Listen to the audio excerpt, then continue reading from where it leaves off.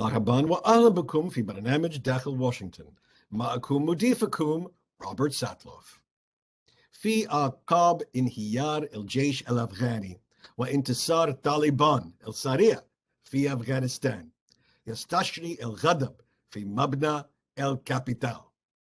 المشارعون من كلا الحزبين يطالبون بإجراء تحقيقات حول الأسباب التي جعلت الحكومة الأمريكية تفشل في رؤية هذه الكارثة، وهي تتكشف في كابل وتفشل في إخراج مواطنينا وشركائنا المحليين قبل حدوث الأسوأ. ولكن إدارة بايدن تراهن رهانا أكبر عن معظم الأمريكيين يتلهفون بشدة إلا رؤية القوات الأمريكية ترحل عن أفغانستان، لدرجة أنهم لن يركزوا على التفاصيل الفوضوية للانسحاب. هل البيت الأبيض على الحق؟ هل ستغرق قصة أفغانستان الإدارة في جدل وفضائح؟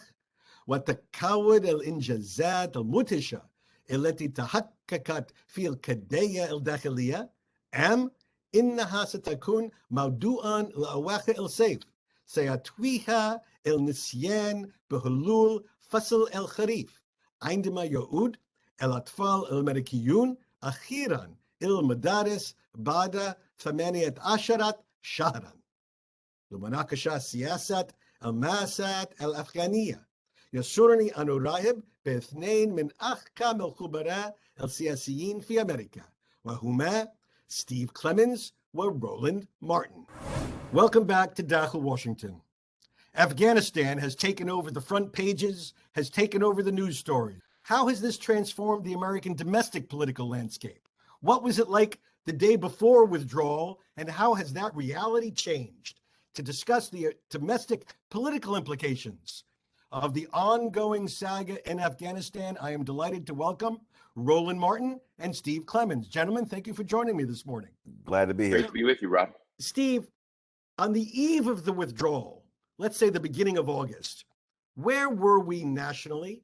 What was the big story? What were we all focused on?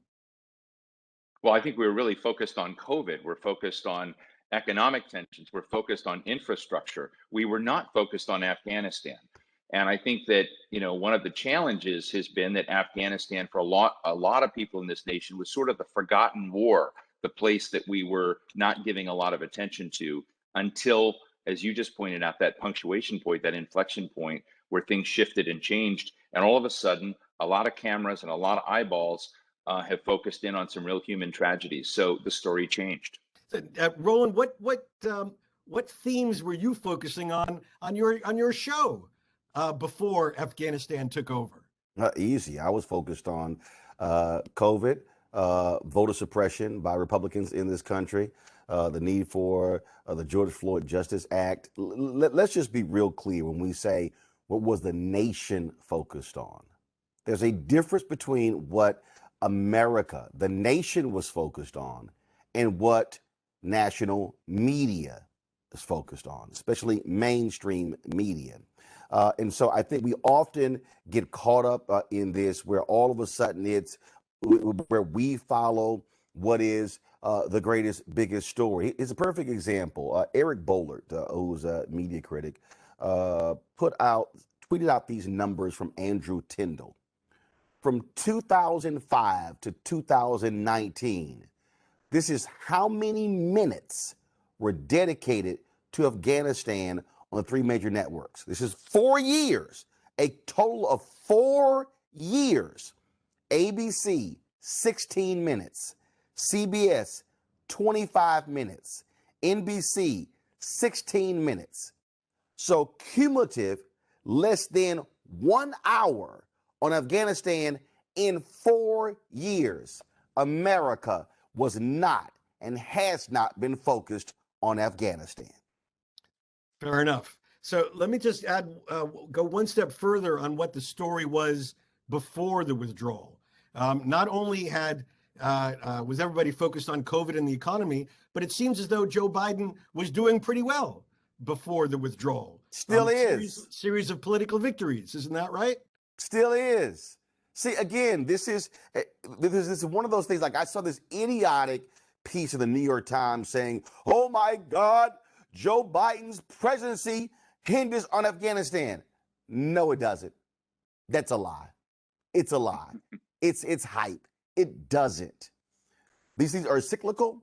It's also a question of what's the latest thing media focuses on. The reality is this here: the American public will be voting and measuring him based upon survival rates of COVID, based upon whether or not we keep seeing low unemployment, based upon whether inflation goes up. Not only that, you've seen, and you still continue to see how, yes, immediate aftermath, total chaos. But then how do you then recalibrate? Now it moves to, oh, the tension in the White House. That's when you go from what happens on the ground to the process stories. We've all seen this. Steve has seen this as well. I just sort of just laugh at how we keep falling for the banana in the tailpipe every single time. So, Steve, we heard Roland's view on the impact of Afghanistan on the Biden administration. So far, how has Afghanistan changed the national story?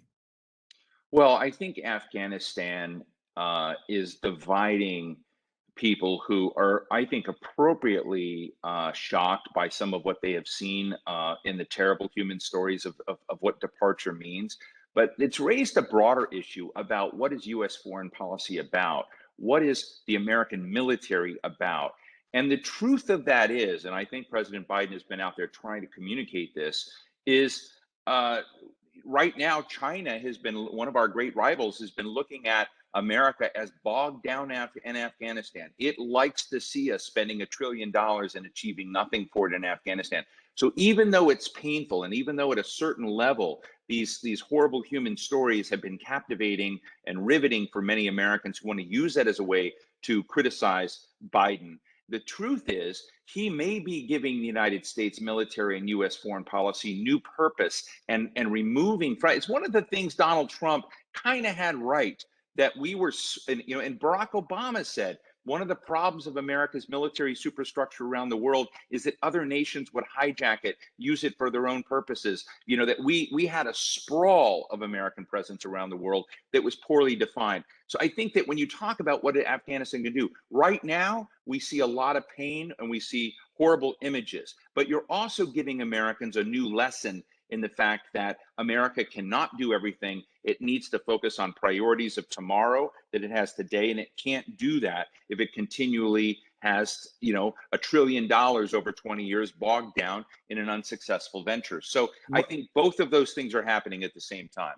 So Robert, it also exposes, this is really important, it exposes the fallacy of American greatness in that whatever we touch turns to gold. The Wall Street Journal had an amazing article that laid out how, in many ways, we failed in that we set up a military structure based upon how we control things, where it was about air support, massive air support, and the whole supply chain.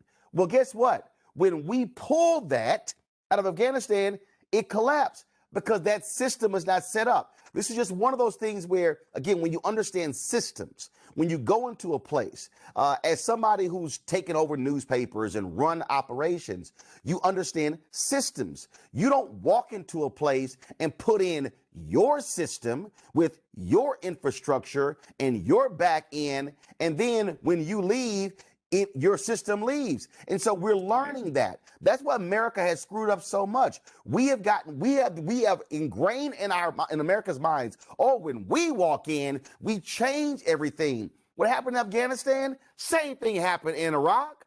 Same thing. The folks who we thought were going to be fighting for the country, they said, man, I'm not doing this. Drop their weapons and join with the Taliban. And so people are like, how do we not know this was going to happen? Easy. No one could have predicted that an armed force of 350,000 people were just going to just walk off the job. Okay, this is just real basic. But again, we train Americans to think whatever we touch, we fix is perfect. That's not true.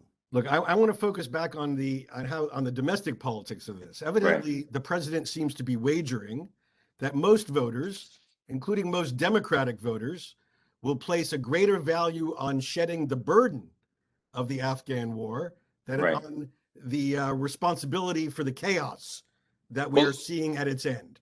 Is that a good bet in your view? I think it's a good bet because as I talk to people, particularly family members of mine in the Midwest of the United States who voted for Donald Trump and not Hillary Clinton, I asked them why. And they said, because he understands that we were generations of military families that served this country. We've served in Afghanistan and Iraq. We're forgotten, we're demeaned, our jobs were shipped off to China and Asia. And you know, this quid pro quo that Americans used to feel they had by being the security guarantor of the world came undone as they didn't have jobs, many of them, when they came back, and they were hit by the 2008 2009 financial crisis. They saw New York get bailed out, and they were losing their 401k retirement plans, losing their homes, and seeing their opportunities for their children really impacted. These were military families that were fatigued of the kind of conflict that was in Afghanistan. And again, it's one of the things that Trump had, I think, an understanding for that many other Americans don't. Americans, like Roland just said, believe, oh, you send the American military out, it solves everything. Well, these are families that were carrying that burden.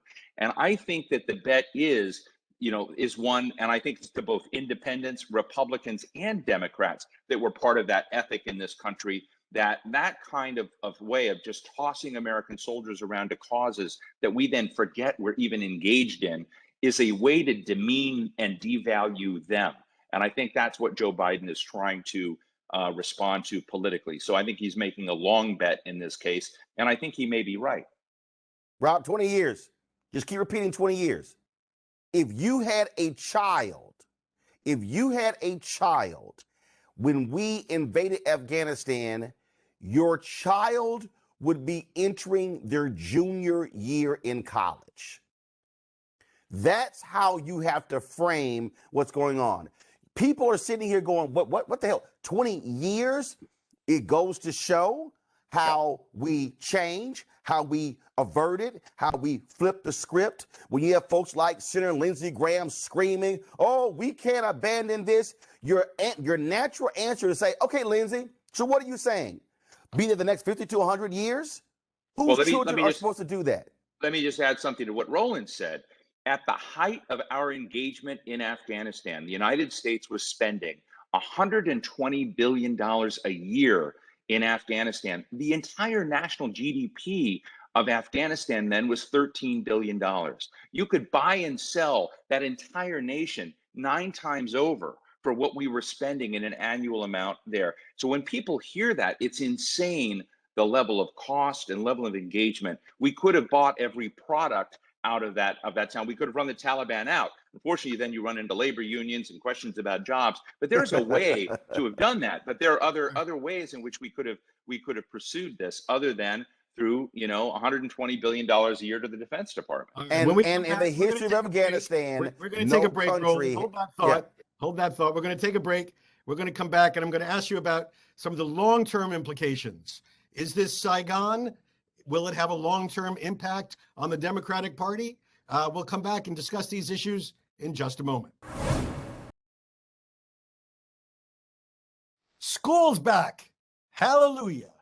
Students in many cities and towns in America may be wearing masks, but at least they're headed back to class in person with real live teachers, not having to watch the teachers on computers, as many did even when they returned to school a few days a week last spring. So to celebrate the return to school, let's celebrate some of education's great moments in American history. What is the first public school in America? The answer, Boston Latin School, which opened all the way back in 1635. What was the first racially integrated public school in America? Also in Massachusetts, Lowell High School. What was the last racially integrated school? Cleveland High School in Ohio, which was ordered to be desegregated by a judge just in 2016. And let's not forget one of the most important events in American education history? Who invented the number 2 pencil? According to an article on the website Prep Matters, in 1858, Hyman L. Lipman filed the first patent for a snazzy new pencil design that had an eraser attached to one end. And that yellow color that we all know and love debuted on a pencil that was a big hit at the 1889 World's Fair in Paris. It was such a big hit, in fact, that soon every pencil maker started painting the outside of their pencils the same shade of yellow. Don't you feel smarter already?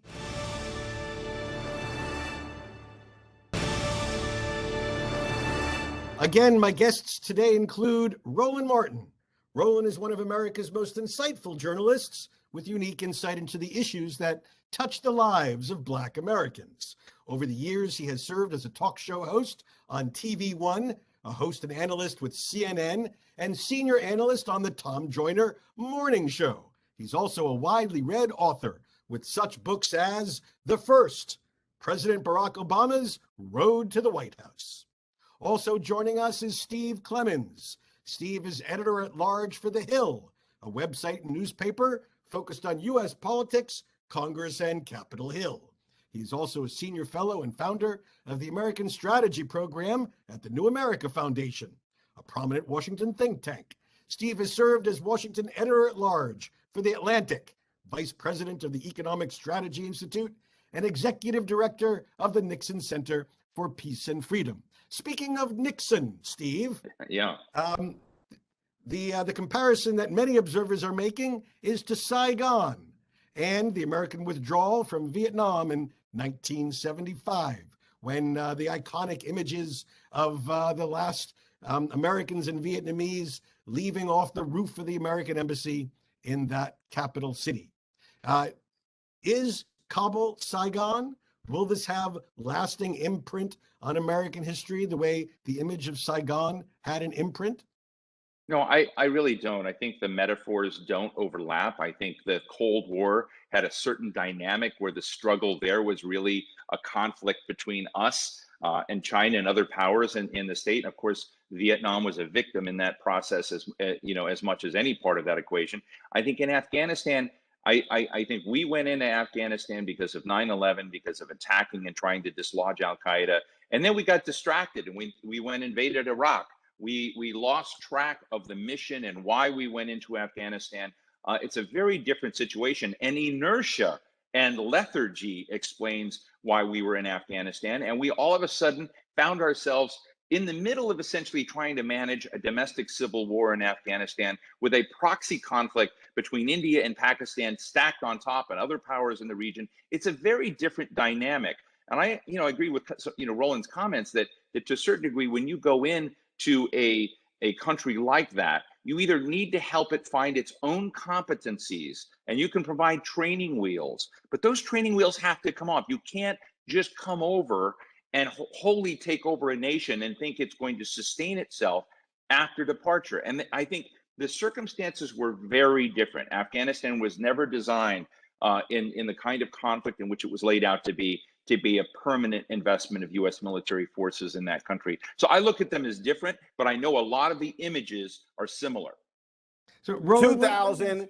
I want to ask you, Roland, what does Joe Biden need to do to change the topic without seeming heartless and unconcerned about the human cost of what's going on in Afghanistan?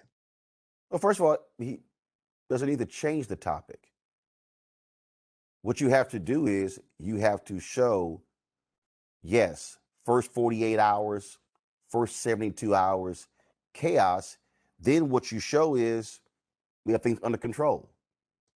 This is very simple. Do you see the same images on day 5 that you saw on day 1 and 2? The answer is no.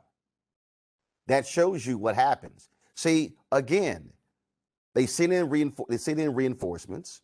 They were able to stabilize the situation. Now, do you still have issues? Yes, you do. But you have not seen the same type of thing every single day since then. but also it requires, I believe, President Joe Biden to also educate clueless Americans, especially those in media. You mentioned Saigon. Vietnam was 21 years, 54,000 dead, 307,000 injured. We were in 20 years in Afghanistan, 2,443 dead, 20,000 injured. That's your comparison. There is no comparison to Afghanistan and Vietnam. All right, gentlemen, we're going to have to leave it there. I want to thank you so much for shedding some light on the domestic implications and what we should take away from what is going on in Afghanistan. Roland Martin, Steve Clemens, thank you for joining us. Thanks a lot. Washington. American politics recently witnessed what many will view as an unusual, almost unnatural act.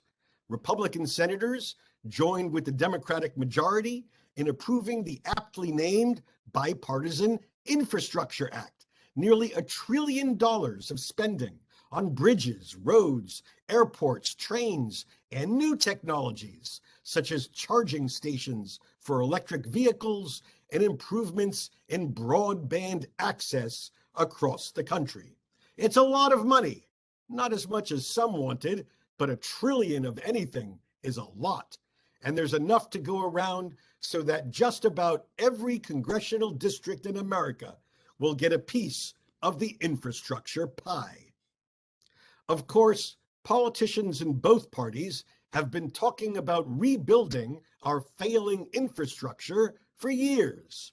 So the question on everyone's minds is this: is the cross-party vote for roads and bridges the last gasp of what is left of bipartisanship that has been withering away for a quarter century since at least the Clinton-Gingrich wars of the 1990s? Or is the fact that Mitch McConnell and Chuck Schumer could find common ground on such a massive and important bill a sign that all is not lost in our politics, that there are legitimate reasons to hope the great middle of American politics is finally getting its voice heard in the slash and burn halls of a winner-take-all Congress? My heart tells me that maybe, just maybe, there's hope left for the common ground in our politics, that reasonable people can come together to do eminently reasonable things, even if they still fight and compete on many other issues. My head, however, tells me that the bipartisan vote on infrastructure was the exception, not the rule. That Republicans sided with Democrats on this because it was easy, beneficial to constituents, and along the way provided armor to defend themselves against the larger and more serious charge of indiscriminate partisanship that really has handcuffed our democracy. A charge that applies to many Democrats too, I should add. So yes, let's pop the champagne and celebrate a great moment of bipartisanship and the fact that over the next decade, America's tired infrastructure will get a much-needed facelift. But let's not be surprised when we face the inevitable hangover with a cold splash of partisan reality the next morning. بهذا نصل نهاية هذه الحلقة من برنامج داخل واشنطن. إذا كانت لديكم أي استفسارات أو تعليقات حول هذه الحلقة وخاصة حول تأثير أفغانستان على السياسات الداخلية الأميركية، أرجو أن تتواصلوا معي عبر تويتر على هاشتاغ Inside Washington أو أن تراسلوني مباشرة على @RobSatloff.